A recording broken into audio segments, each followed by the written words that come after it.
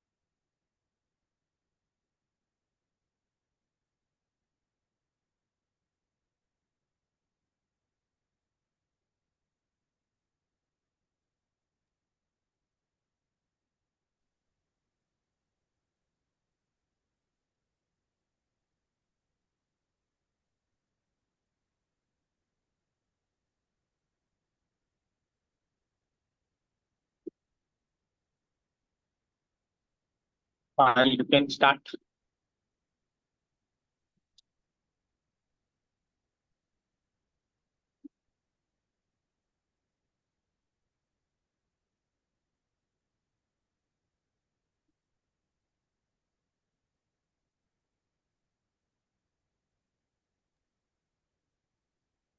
Namaste, good afternoon, and welcome to Bloom. Today is our 221st Bloom Talk Show. And since past 221 weeks, whether it's rain or shine, we have been coming live on every Sunday, 12:30 p.m. IST. Today we are having a very special and dynamic speaker on board, along with my co-host Abhijit Sansgiri. He is also co-founder of Bloom, and we will be also shortly welcoming Mr. Deepak Khemani as another co-founder. Mr. Rajnish Shirshak is a book creator, a book publisher, and also a book marketer. He has worn many hats. So I would like to introduce him and ask him to tell us more about himself. And over to you, Abhijit, sir. Fine. Thank you, Rajneesh, for accepting our invite. Thank you, sir. And I know Rajneesh as a fellow PSAI member, a close friend, and anything to do with books. I think Rajneesh is the first choice for writing, printing, publishing, positioning, packaging, marketing, branding, whatever you can add to the book. I think Rajneesh is all of that. So Rajneesh comes with a management background, and from a management background to book publishing, I think Rajneesh first is how come something. So I'm from a commerce background, but I chose the uh, easiest path of becoming a chartered accountant. So how come you became a book publisher from an MBA? When generally an MBA dabbles in finance and corporate. So over to you. Thank you, Abhijit, sir. Thank you, Payal, and thank you, Bloom World, for inviting me to express myself today. So one thing in common, Abhijit, sir, is I am also from the commerce background, and you may not believe this, but I was to become a chartered accountant as well. But about in a fortnight's time, I realized that probably I'm not made for the accounting and the entire sitting at a desk kind of a background. But it was a happy switch, and sales and marketing actually was always my DNA, so I can put it that way. And books was something which I was always fascinated about right from my early days. Post the graduation, particularly visiting the different bookstores, that gave me a real high. And I used to pick up books very randomly. But coming back to the career progression, basically I moved from not being a chartered accountant to the management completion of my various courses, and then I landed in the print and publishing industry. I should say it was not a planned event, but it was a very happy eventual climax, I should say. And I groomed myself into the marketing sales side of the management, but in the print and publishing industry. So that's how the entire journey started, basically. So I think what you said is you always had a passion for books, for reading books, and maybe it was your destiny that landed you in that field. Yeah. So how was that field maybe when you started? Maybe that would be about 25 years back. Oh, yeah. It was in 1992, I started my career. So And about 30 years back, what yeah. was the scene then and what is the scene now? Oh, yes. I always say, and in my first book, which I have written, I'm an author of 3 books and I've ghost-written several books.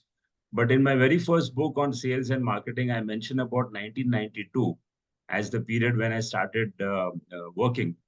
And that was the era where, India actually opened up the liberalization and the globalization entire drive by the then Prime Minister Manmohan Singh. And you know how things changed in 1990, the early 1990. So I am a product of that. Very proudly, I should say, I am a product of that era where India really opened up to the world, and printing then was quite different to what it is now.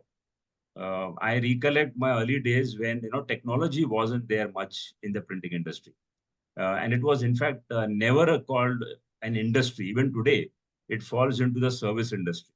It is not a recognized printing industry, which the government of India also looks at it in a very specific manner. We fall into the chemical industry and service industry. So Oh, yeah. So that was and technology, as I said, completely different to what it is today. uh, Importing machines was a norm, and someone who had the deep pockets and a technological know-how were the printers who were surviving. Even in the publishing industry, I can say that even till date, education is the biggest chunk of what book publishing is all about in India, because it's a huge nation. Academic and educational publishing is the biggest. Then comes the fiction, non-fiction, the children books, then the variety of different formats which we have. But yes, technology and the entire process was unheard when I started my career. Very, very nascent stage.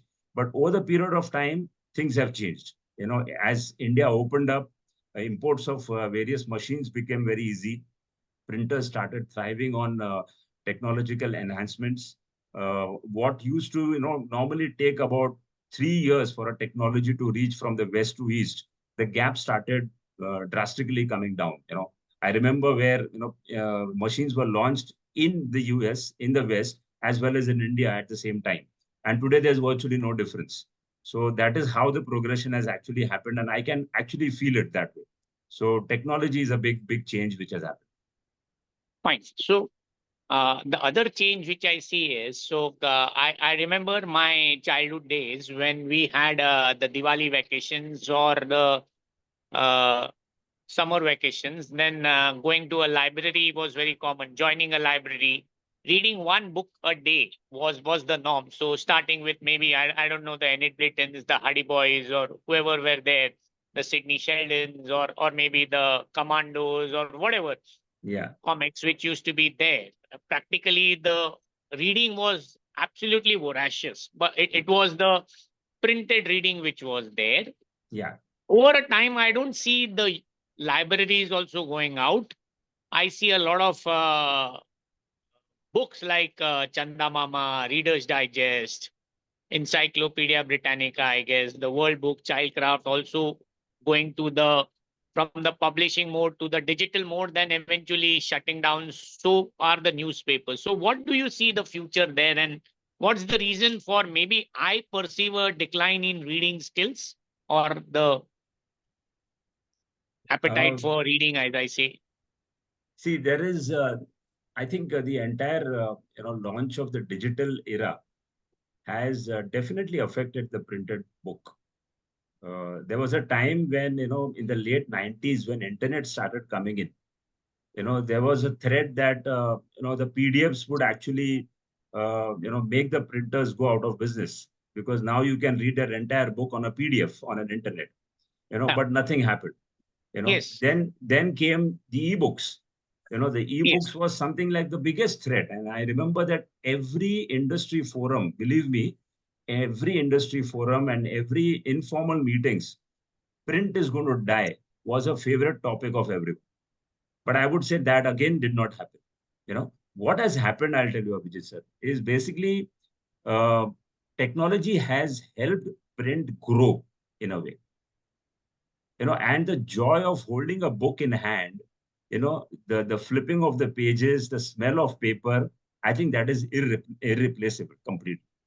You still want to, hold the book. It makes a big statement about what kind of a character you are, and you flash it around. People recognize by the book you're carrying in your hand.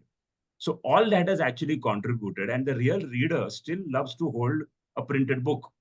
Now, having said that, I'm also carrying a Kindle, but the Kindle is a great facilitator. Instead of you carrying one book, you can carry thousands of books in your hand, and just switch in and switch out of it whenever you feel. So there are these advantages and disadvantages, but that doesn't mean that print will completely die. On the contrary, let me tell you something very interesting. Earlier the traditional publishers used to launch a book. You and me, or ordinary people, couldn't have even imagined that they can become an author one day, because the traditional publishers used to hold the manuscript for ages, and if they would be interested, they would publish the book, and that would take anywhere between months and years sometimes. Today, what has happened, self-publishing has facilitated this entire process. We can write, we can self-publish, and the book can be up and running out in the market wherever in the whole world. So that has become a big difference. Today, the number of copies of a book probably have come down, but the number of titles have gone up. That's a huge difference, because people can launch more and more books, in a span of 3 to 4 months straight away. So that's the difference. That's how it has become very useful for us, really. So, authoring a book is still authority. So, Yes. why is it so? It is definitely a big authority. I mean, it reflects your expertise. वो बोलते हैं ना that इनको क्या पूछा अभी, इन्होंने तो किताबें लिख दी. So Yes. that is a big difference. Which once you become an author, you build your credibility, you enhance your authority tremendously. Because it becomes a marketing tool of yours. Irrespective of any profession which you are into. If you have written a book, that means you hold that knowledge. No one can challenge you in a way. And that becomes your biggest selling point. So, book is an authority tool. I always say that it's by far the strongest, the most potent marketing tool you can ever have, because it cannot be swiped and deleted like a post, and it will remain on your table forever. So that's why a book, being written by professionals, maybe it can be a doctor, lawyer, it can be a coach, consultant, business owners. They have great stories to tell. Here again, I always mention, Abhijit sir, that we need a Ratan Tata, a Narayan Murthy to inspire us. But there are many entrepreneurs who are maybe having their rags to riches stories, how they evolved, how they failed, how they succeeded eventually, and there's so much to learn from them as well. They can be a great inspiration to a lot of people, and they can resonate. They can connect with the masses more, quickly, and that's why having a book in your name is by far the biggest marketing tool you can have that way. So, again, in this era when books are ghost written, also, Hmm. how does that credibility or authority or experience or expertise come in? See, ghost writing is good because people love to have quick results. They don't want to go through the pain of writing a book themselves. But what is crucial is there are two areas of a ghost writing. One is someone who says that I will write a book for you, I will do my research, and I will write. It's going to be your book, but I will write on behalf of you. Nothing wrong. Number two is where something what we do. We sit in sessions. We sit in Zoom sessions like these. We give you pointers, questions, and a complete structure of the book and the chapter respectively, and only ask you to express yourself. You have to do just the talking without bothering about how the sequence is, how the paras will be fitted in, and we do the entire ghostwriting later. So in this case, in the second case, it is primarily your thoughts, your, whatever is there in your mind, which actually you are just talking to me, and the book gets written later. Unlike the pure ghostwriting, where You may just give some ideas, some background about what it is, what you want to express about. Afterwards, which 70% the ghostwriter would do. So we have actually made some slight changes in this model by which the author actually feels it's his own book. I have ghost written, as I said, several books, and I'm very happy to tell you that what people actually express in my Zoom sessions is almost 97, 98% what it is that they eventually want to see in a book had they written on themselves. So that's the big difference, Abhijit sir, when it comes to ghostwriting of these two parts. So how easy or difficult it is to just step into the soul of the book writer and maybe write with his thoughts, just given the fact that he just gives you a broad outline of maybe the book title, the idea, or does it come with experience, or does it need some special skills? To a great extent, we do a lot of diagnosis over here. We do the Oh, diagnosis from a point of view of who the person is, what his profession is. If he has done some kind of writing in the past, may not be a book, can be a blog, can be an article which he has written, maybe he has released some white paper also. What's his social standing? How his LinkedIn profile looks like? What are the kind of people they are connected? And his general tone of language when it comes to even writing on social media or while even talking to us. Now, it's very important that, it should become his book. Now, there are types of writing, we can have a very formal writing, there can be very professional writing, it can be a very humor oriented writing. All this needs to be understood properly before we can step into the zone. So when we start the sessions, this kind of analysis is properly understood first, and then we start writing. So it becomes his book more than someone else writing your for him. book. Fine, Yeah, fine. yeah. So it's That's just you step into his shoes completely. You just when you're thinking as if he's thinking. So yeah. that's the special skill. True, true. Just So to add to now that, in yeah, sorry, just to add to that, like, yeah, there are some people, who love to use Hindi words in between. There are some people who like to give a punch of, some humor every now and then. I think this is very important, because then that is what the character of the person is. Otherwise, it becomes a totally different representation of what I am to what I'm writing. And then even the reader will know, hey, this doesn't look like you, Rajneesh. This is something else. So it becomes very obvious. So why get into that? Might as well step into the soul and try to do it as much yes, as yes, possible. I wouldn't perfect, say that we perfect. would be 100% right in that, but let's try Yeah, to come closer to it. That's the objective. fine, fine. Uh, the second is, how important is it for a book to have a great title and a great cover design? How is it across the multiple of books across the shelf? Is a book picked up by its title and its cover picture or creative? Yeah, there is a good saying that says that, don't judge a book by its cover. Yes, But the fact is, Vijay sir, we are in a in an era where the eyeballs just shift very quickly. You enter yes, a bookstore and you see some stunning cover or a title which catches your attention, and you're bound to pick it up. You're bound to pick it up. So that has a deep impact, no doubt about it. I would say to a great extent that more than the title, because it's something which you will pick up and then you will try to absorb. But the look and feel, the cover design becomes very, very crucial. It half the communication is done by the cover, what is what you see. So I would say these two are very, very crucial. But then, in today's times there are some very funny book titles also available in the market, and they don't relate to the content which you eventually read into. So that's the difference. I think lay more importance on the cover design than the book title.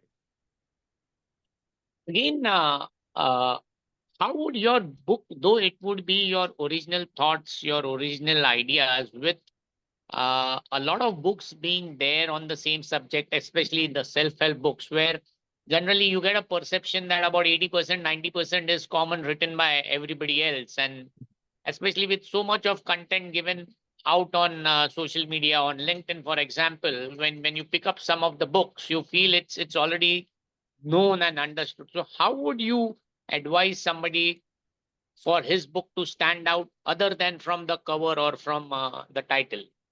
Yes, that's a great question, Abhijit sir. I'll tell you why this is a great question. Because we to a great extent specialize into the non-fiction self-help management books.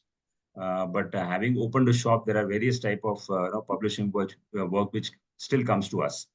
Now, take a simple example of leadership, as a title.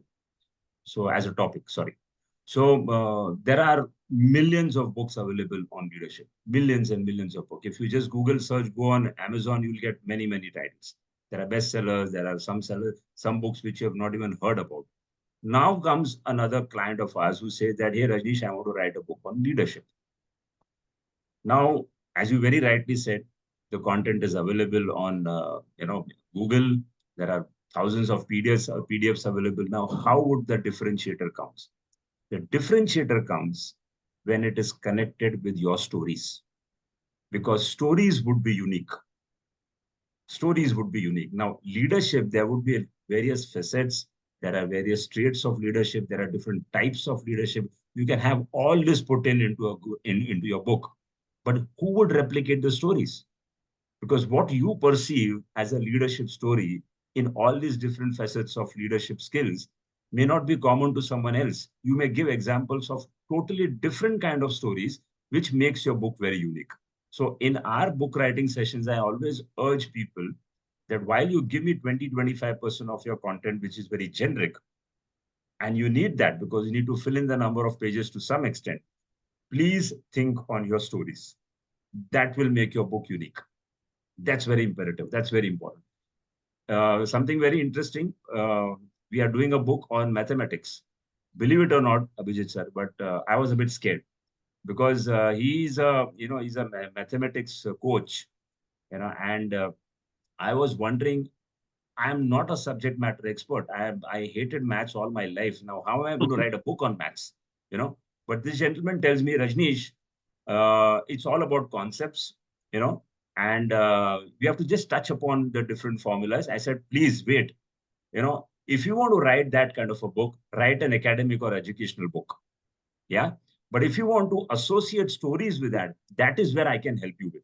So we entirely drafted a very, very serious topic of mathematics into storytelling. And today the book is getting published. Maybe in the next 2 months or so, it should be ready. So that's how it makes a big difference. So, apart from the book writing, which everybody has, I think, a desire or an aspiration or an ambition to be an author, and they are really gung ho about it, and they start it, and the first 10 pages get written, and then suddenly there's the loss of enthusiasm and need. So, why is it so? And that's where there you need people like Rajneesh to just coach them, guide them, and ensure that they complete the finishing line. So, what exactly is the reason for the procrastination or the non-completion? Yeah, there is a writer's block which eventually comes in, Abhijit sir. So now we have these three models, just to elaborate here. One is where we get a ready content and all we need to do is publish it. So it's a no-brainer kind of a model for us. That's one. The second one is where we do the writing, ghost writing, and do the entire publishing, and that's a complete 360. That's my best case scenario. Now, third is someone who says or feels that I can write a book. I have started writing a book. I have come to about 40, 45 pages. But here, Rajneesh, now I've got stuck. I don't know iske aage kya likhu. I really don't know how to, expand it. My idea is there, and I felt that I can take it to a 200 page, but now I can't. Now that is where, we realize that most of the times it is procrastination also to a great extent, but it's a block which the person has in his mind because he's not able to expand it. And now that's where we come into the picture. Now, having understood what his core topic is, we would get into, understanding how it can be expanded. What are the different pointers which are missing, which he can add. Would be a certain amount of research which would be needed. All this put together, we actually coach them, Avijit sir. So there is book coaching, which we also do. I mean, recently I came across a gentleman. Again, he's a lawyer and a very passionate young person. He lost his mother in February. And he said that, Rajneesh, I have a vague idea about what I want to write about. It's a tribute to my mom.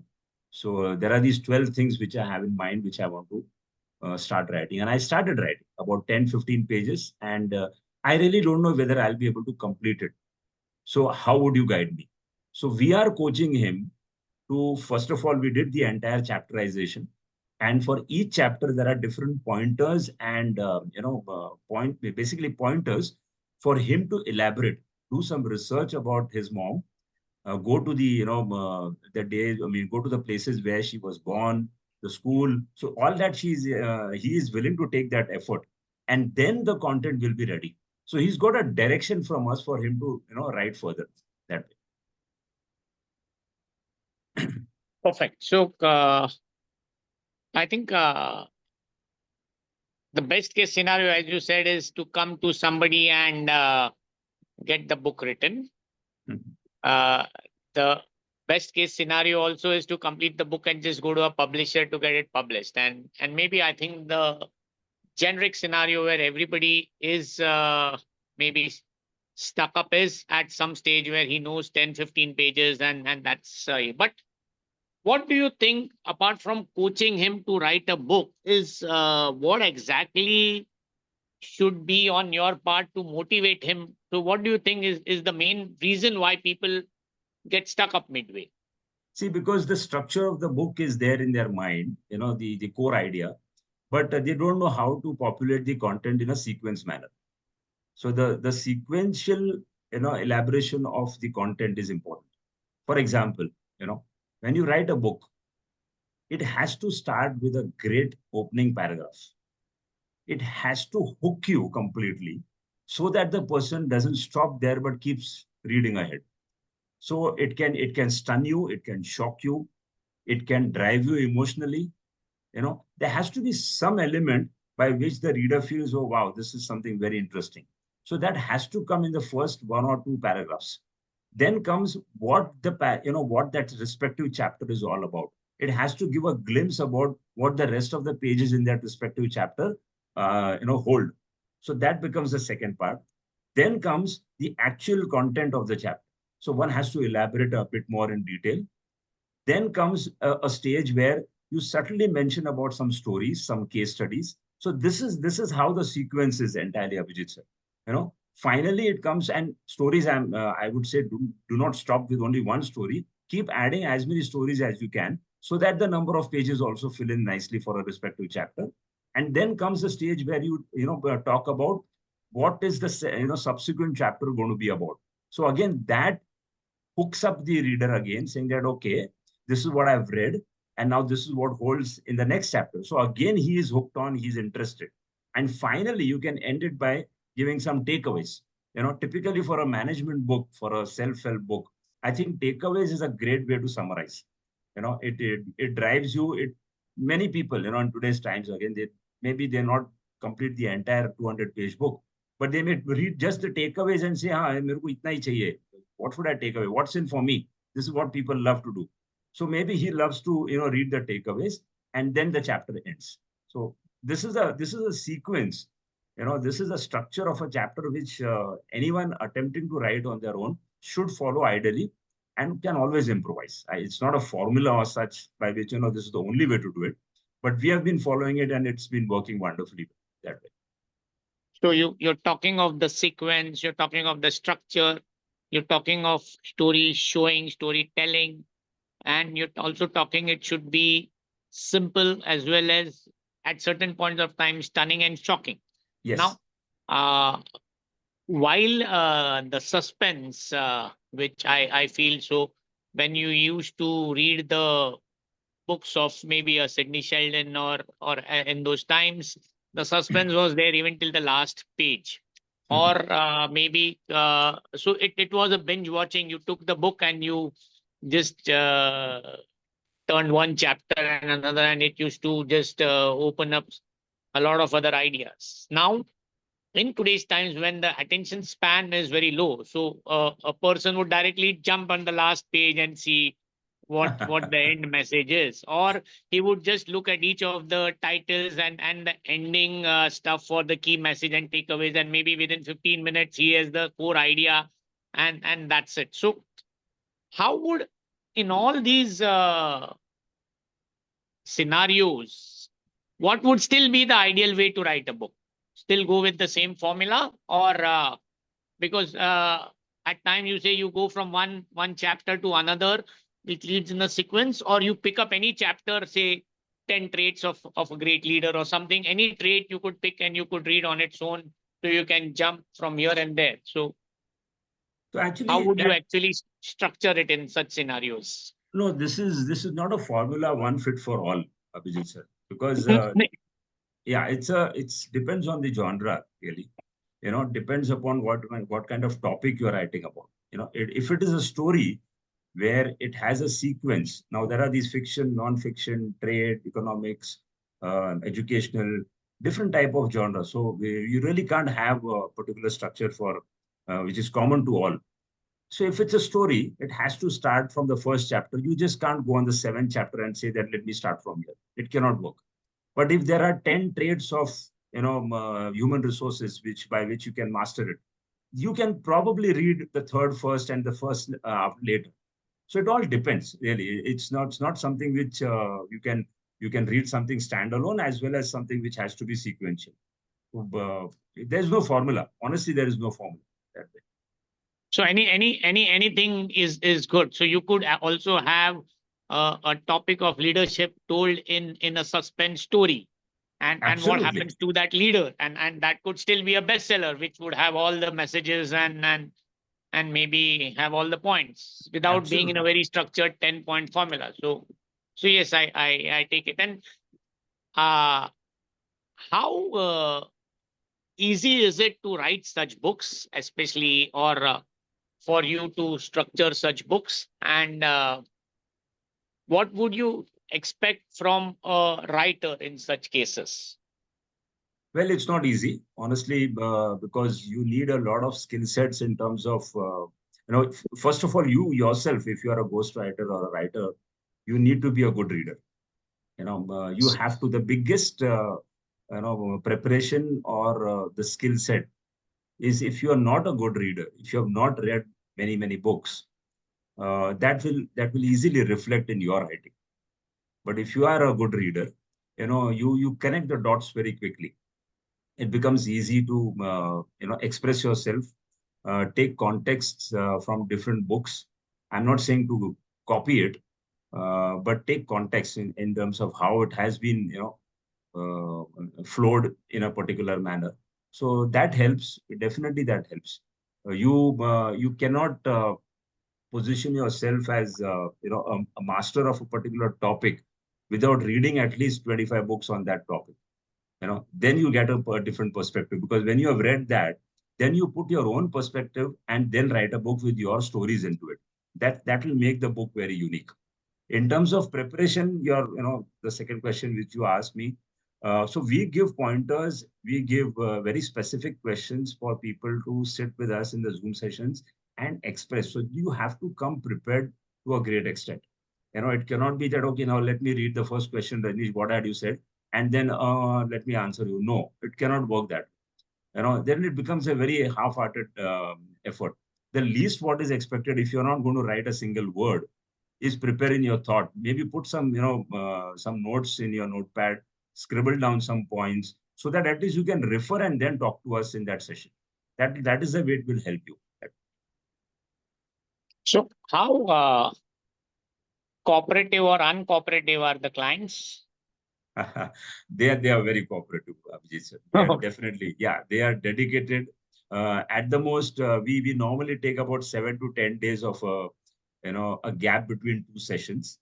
So it's not something which there's a gun on anyone's head to say that okay, let's do it fast. It's a creative process, so one has to give that time, and because they want to see the light at the end of the tunnel, they are cooperative.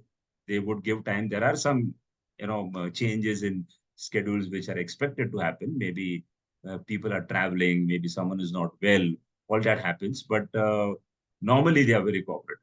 Yeah, So now some very pointed questions. I hope you don't mind. please. One is, if I want to write a book and I have an idea of what the book should be with a title, then when is the earliest that I could see the light of the day with your help?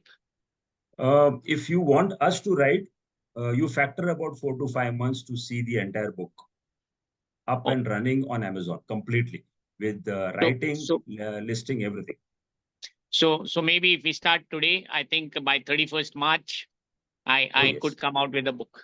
absolutely. Definitely on April 1, I would definitely on an April Fool's Day. I can also be an author and fool myself into being one. Fine, perfect. The second is uh, the second question is, when you said you need to read books to be a good writer, Yeah. and in your business, which is into writing, publishing, any, how many books would you have read in your lifetime? Oh my goodness me. What a question, Abhijit sir. Uh, if I can take a wild guess, I must have read easily about close to 100 plus books, easily.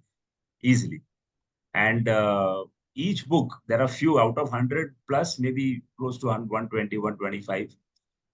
At least there would be about 20, 25, which I must have read at least thrice. Oh, Because there's a reason for this, because there's so much to absorb, you know. I had a friend who was conducting a session on how to read a book flat in 2 hours. I told him, "Bhai, इतनी जल्दी क्यों है? क्या है? Why are you so, and why are you even teaching people to read fast?" You know, Agreed. I mean, that was on a lighter note. But I told him that when you read a book, you have to absorb, what is the author trying to say? What is the lesson he's giving us? What is the story he's emphasizing about? Let me make a note. Let me scribble down. Let me just take a pause and think over it. When will I do it? you know and every time you read a good book, and there are many which flash my mind, I have picked them up again, and I have a habit, which is sort of marking it with a yellow green marker, yes. writing down something, making a star, saying that, oh, this is wow, this is fantastic, I can apply this year, something of that kind. I often do. Now when you read that book the second time, and when you read only those parts, it's a complete different book which I look at again. And again, that the same feeling comes in, that, hey, wow, what a thought this is. And then again, the third time you see, the same magic happens. So there are some books you have to repeatedly look at again and again, and there are some who there's a core idea behind it. So you understand the core idea, and everything revolves around it. So which is okay. So I would say this is what is needed. So they say you need to read at least one book a week. What would you say is the minimum which should be there for somebody who has to be a thought leader? A one at least a month? Yeah, easily. I mean, depends on everyone's diet, honestly. But one a month, one in, at least 2 months to be completed properly, depending again, number of pages, what the book, topic is all about, what are the takeaways, all that depends on you. It's very specific to an individual. Like currently, I am reading a book on predatory thinking. It's full of stories. And after every story, there is a management lesson into it. So it's very interesting, and every story of hardly 3-4 pages, is something which I'm enjoying. And I'm sure it's going to take about at least a month or more to read it, but works well for me. It could work well for you. You can complete about 2 books in a month. I really don't know. So depends on individual's appetite. No, but they still say that you need to, ideal is 10,000 steps walking a day or 5,000 minimum. So how much is the minimum recommended from Yeah, your perspective? So I at would say at least least a book a month. That's what I think. But that will be fantastic. But even if you do half of it, six books in a year is good enough. Is good fine, enough. fine. Yeah. So at least 6 books a year is a must, which everyone should have.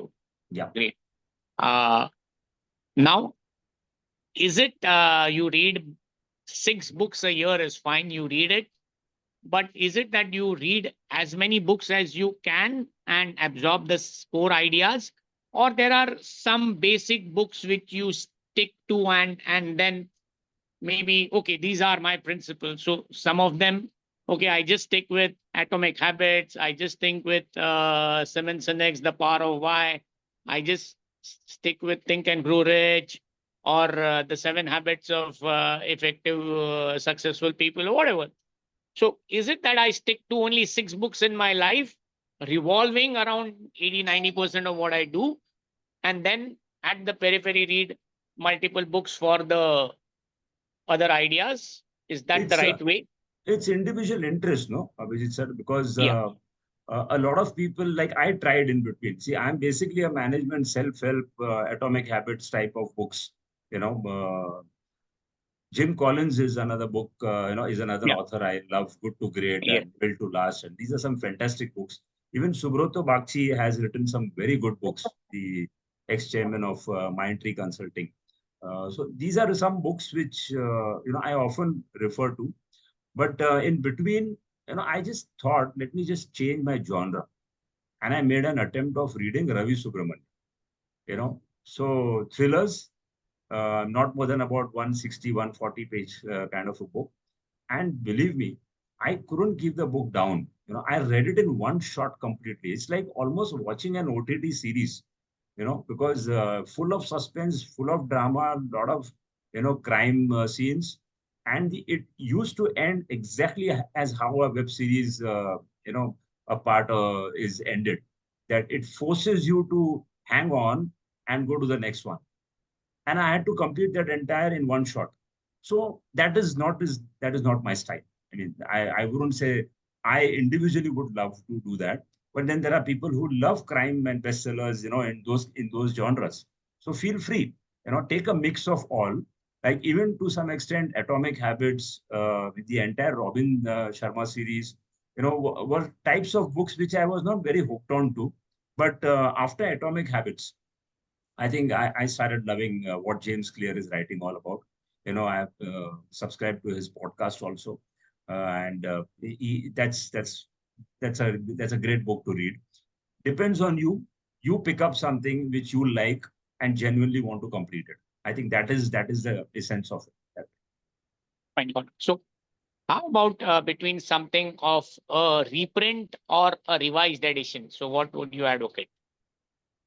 Well, revised edition is yeah, there are a lot of titles which have come up, in different volumes and series. So if the core idea is the same, eventually what happens is you want to know what is the new thing which he has added. Is it a Yes. complete 80% repeat? Then Abhijit said it all depends really. You want to pick up, like even if today Jim Collins writes Good to Great 2.0, I will pick Yes. it up no matter what. Yes. I will not look at if whether it is 20% new content and 80% common content, because I love that guy. So pick up something which you feel which will make you happy, which you are always following as an author, and go ahead, buy the volume 2, volume 3. Let it keep coming. Look at Blue Ocean Strategy. What a revolutionary book it was. People talking about the entire red oceans, competing in the red oceans. And here's a guy who's saying that, create blue oceans completely, where there's no competition at all. Now that was a revolutionary thought, really. And if today they launch another Blue Ocean Strategy 2.0, I would jump on it. So depends on the topic, the author, the content, and feel free to buy.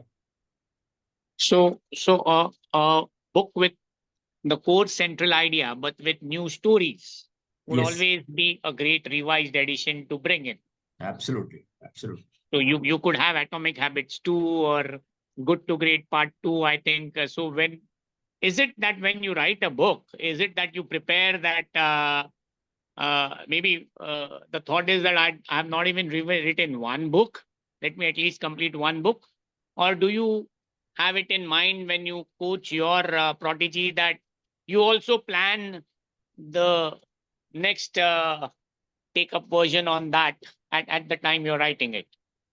Yeah, it's normally said that once you become an author, you are never an author of just one book. The second is always planned.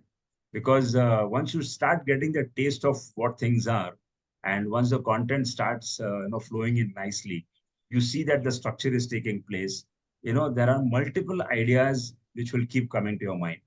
There would be stories which you feel that I can write 4 stories on this, I can write 5 stories on this, but that's not generally required. In a chapter, if there are good 2 or 3 stories at the most, is a good chapter. But because you are now hooked on to the entire book creation process, you may feel that, Rajneesh, I will think about writing another one, because now I'm getting a hang of it. See, once you taste blood, then you know what, the book two can possible, book three is possible. So the first step is important. I've come across many of these people, who feel that, Rajesh, what sare ideas hai. I have got 10 ideas on, different books I can write. I tell them, hang on, wait, let's start with one. Let me coach you for one, or maybe I can write for you on one, and then we will take the step two, step three, step four. So So it's fun. Tiger Zinda hai, Tiger is back, Singham returns, Bhul Bhulaiya 3. So you'll have all those. So I welcome Deepak back. And the last question, which Deepak would maybe take over, or is how has AI changed the book writing industry? And with Chat GPT, where Deepak has a show where he can make you an author at the end of the day, how do you actually make out that he's not a Chat GPT author, but a real full-fledged experienced author? So over to Deepak and a take on this question. And Deepak, you take on from here. Thank you, Abhijit. Thank you for stepping in. Got delayed due to something which happened urgently, had to be there. So thank you, Rajneesh. I've missed what questions have been asked and answered by you. But let's just take it on from here, since Abhijit mentioned about AI.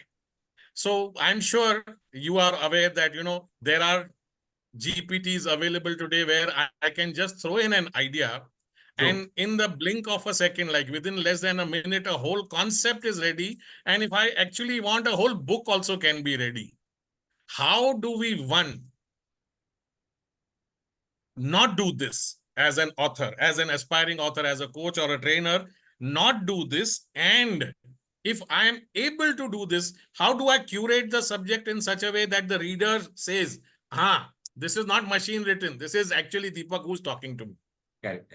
It's a great question, Deepak sir. Thank you so much. Great to see you always.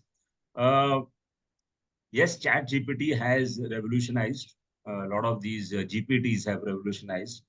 There were tools who used to aid book writing, book creation. There was always a Grammarly.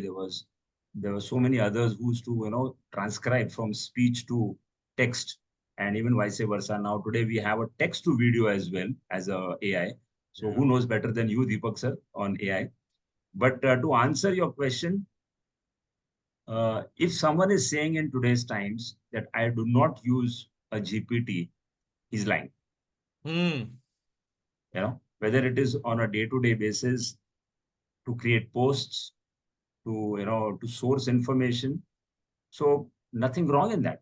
I would say always absorb technology. Right from the day, as I said in the first question which Vijit sir asked me, is when internet was launched, someone said PDFs would be available of books, of annual reports, and print will die. Nothing happened. Ebooks will, have the ability to soar in.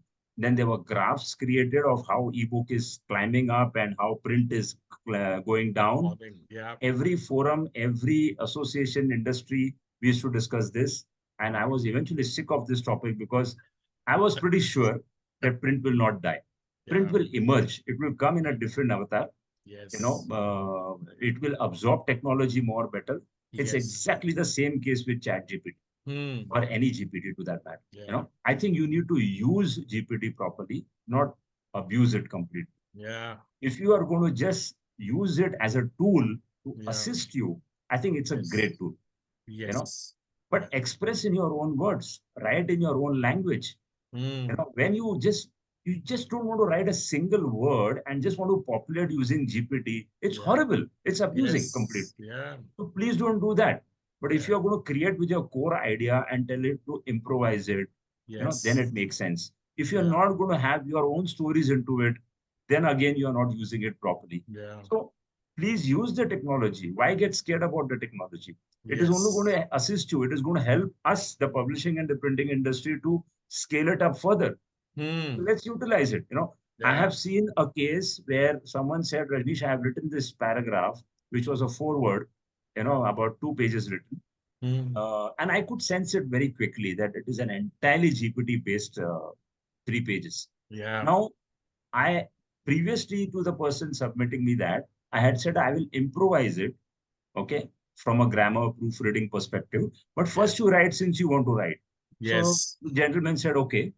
What he wrote to me was exactly a pickup from a GPT, which I could sense it. Usage of Yeah. certain words, I can sense very easily, Deepak sir. I'm sure even you Yes. can. Let me not name it in this public forum, but there are some words which you can pick up straight away. you know Yeah. but I could find mistakes in that content also. I could find mistakes, and I told them that, look, this is where the changes need to be there. I know Yeah. what you're thinking to what GPT has given me. Yes. Let's modify it, and he appreciated it. So Yeah. had it been a case where, if you had co-created it, that Yeah. wouldn't have happened. So I will Yes. say, use the technology, don't abuse it. Wonderful. Do use the technology, don't abuse it. We also, need to understand and talk about the ghostwriting as a process. Yeah, Ghostwriting has always been around. A lot of people, especially celebrities, after they come out from their sporting career, from their acting career, invariably tend writing a book, and that book sells in thousands and probably even millions, and then they become bestsellers. At the back of the mind, we know that this is not written by them. There is somebody in the back end who has sat down and written that book. So comparing that with what is happening with technology now, we can effectively say that when I'm using a GPT, actually I'm using some sort of ghostwriting protocol. Correct?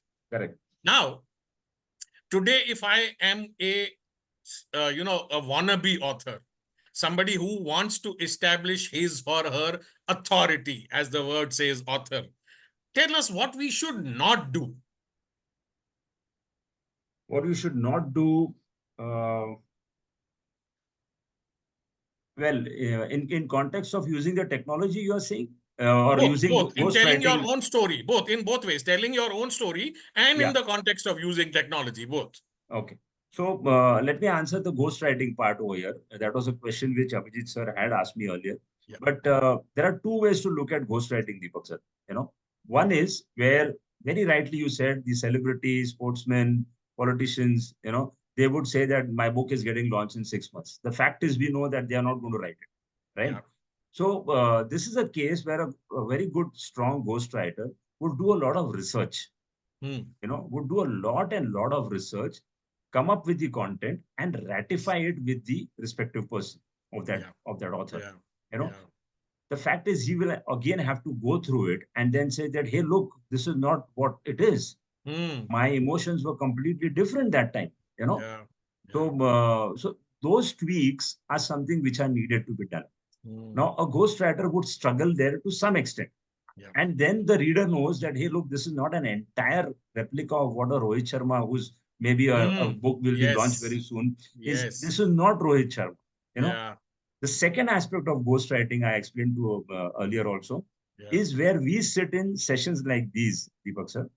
We understand the core topic. We go to this, to the soul of the author to say that what kind of Yes. a character he is, what kind Yeah. of social media standing he has, Yeah. what kind of articles, blogs he has written, what's Hmm. his tone of language. And now Yes. let me ask him some pointers, some questions to elaborate upon, by which Yes. the book becomes his more than mine. Hmm. I am Yes. only a facilitator to put up things.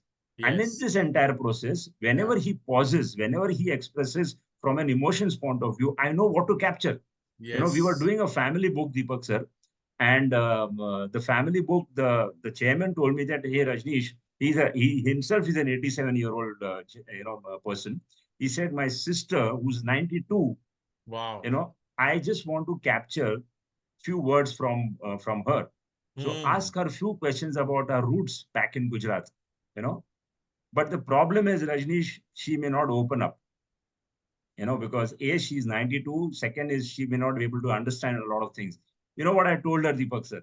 I told her when I'll sit in front of her and whatever I may ask one or two questions, even if she doesn't open her mouth, even if she just sheds some tears, I know what to capture Yeah. because it is the emotions which are very important than anything else. Yes. You know, Yes.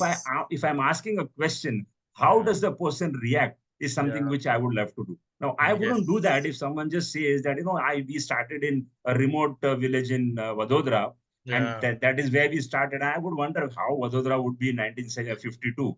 You know, so I think that's the key. Use Yes. technology properly. You know, Yes. ghostwriting should be getting underneath the skin, not Yeah. right in the background. I wouldn't Wonderful. I wouldn't encourage that really. Wonderful, wonderful. Again, I can take away from this answer of yours was your ability to capture the emotions of the persons and not the said word. You know, if you Absolutely. can capture the emotions and then transfer it into a sentence or a paragraph or possibly even a book, that Yeah. is where the connect gets established with the reader.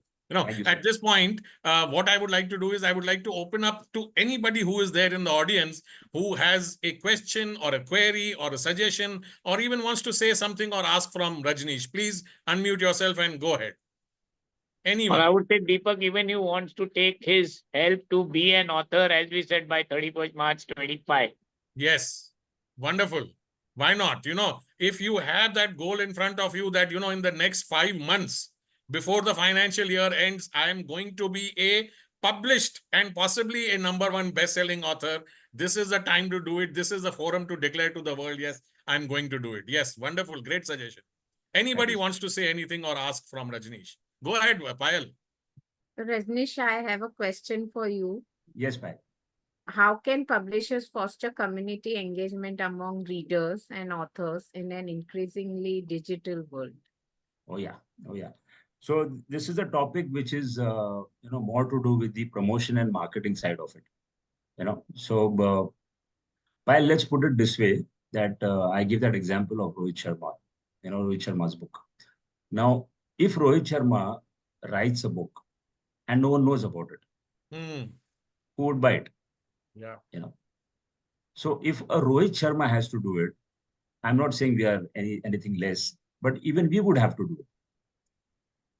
You have to announce, and there are three stages of announcement.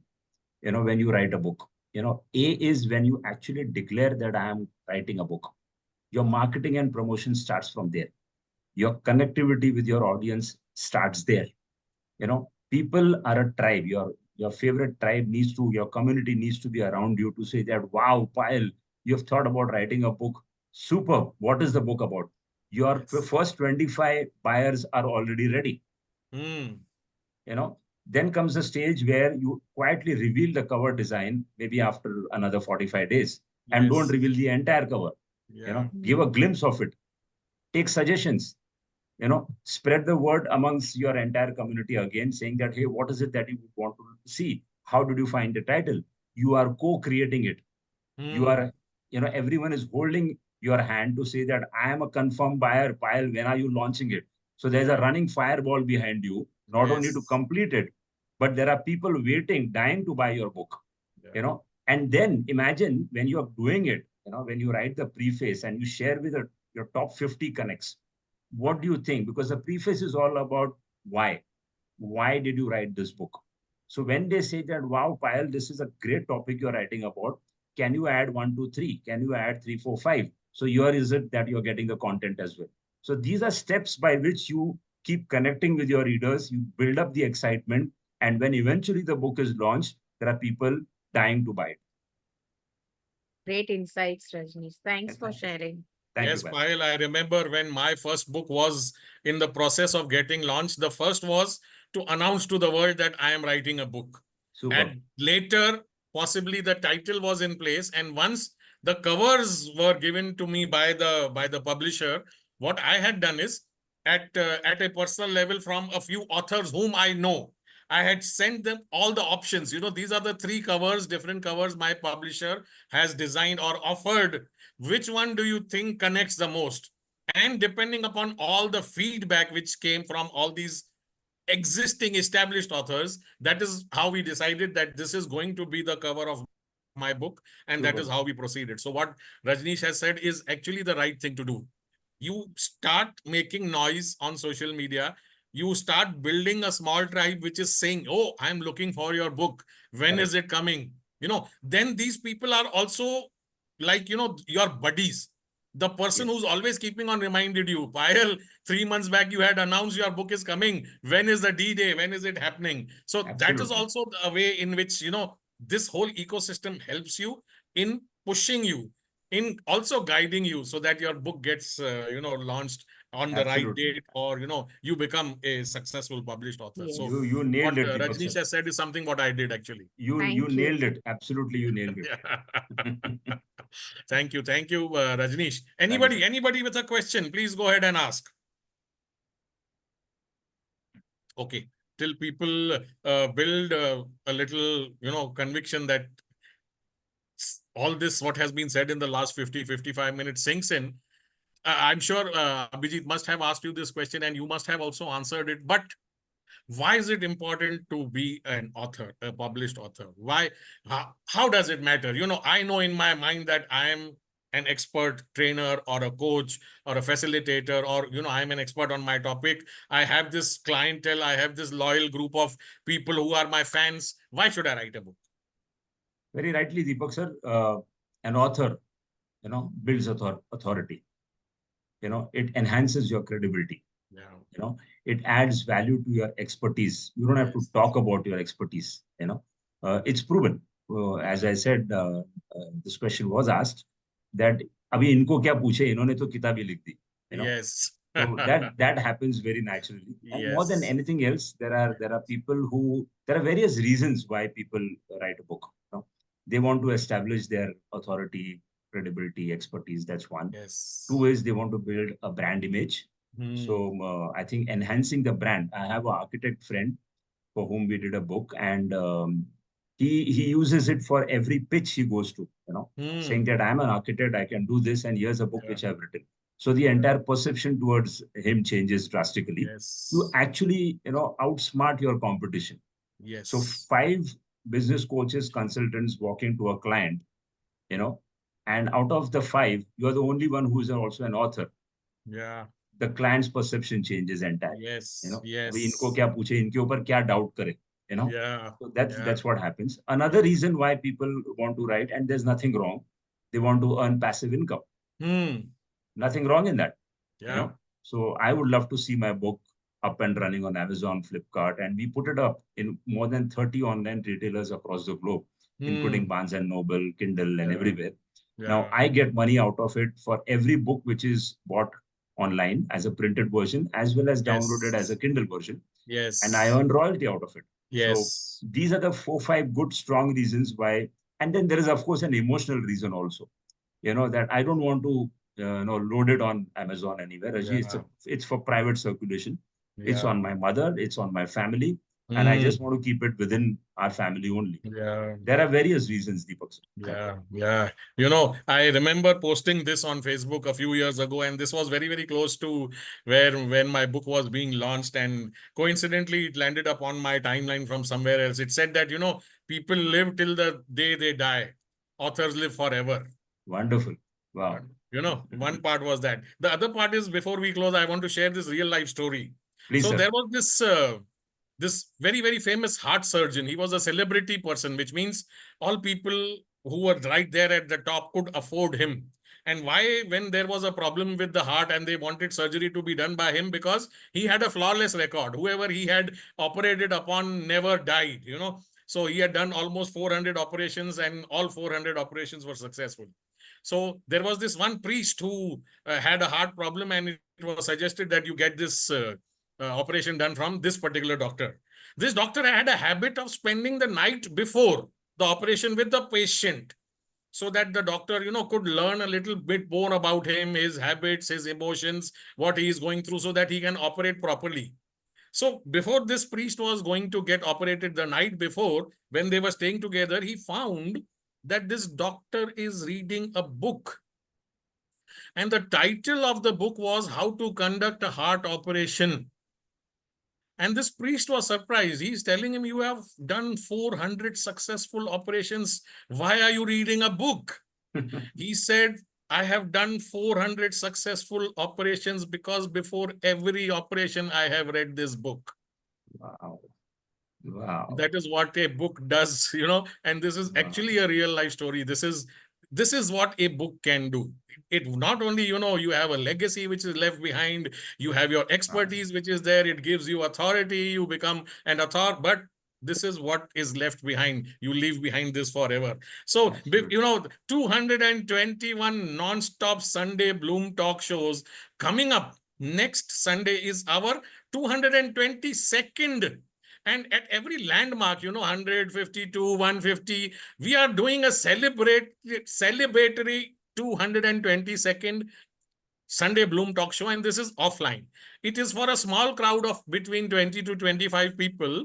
So please connect with Payal if you would like to attend that program. It's going to be a 3.5 program in a hotel, and you are going to be mesmerized by a magician, by a mentalist, where we will experience probably what we have never experienced before. So do join us in our offline episode, which is happening next Sunday, which is our 222nd celebratory and the 222nd non-stop Sunday Bloom talk show. Let me take this opportunity to thank you, Rajneesh, for joining us this Sunday afternoon, spending your time, sharing your valuable expertise with us. Payal, over to you. Would you like to officially close? Thank you, sir. Thank you, Deepak, sir. Payal, thank you so much. Thank you so much for spending your valuable time, Rajneesh. Thank you, dear audiences, for removing your valuable time and being here and supporting us for our 221st talk show. Thank you, Deepak, sir. Thank you, Abhijit, sir. God bless us all. Thank you, everyone. Thank you, Thank you, Abhijit, everybody. sir, God also. bless us all. Looking forward to seeing you next Sunday. Thank you. Bye-bye.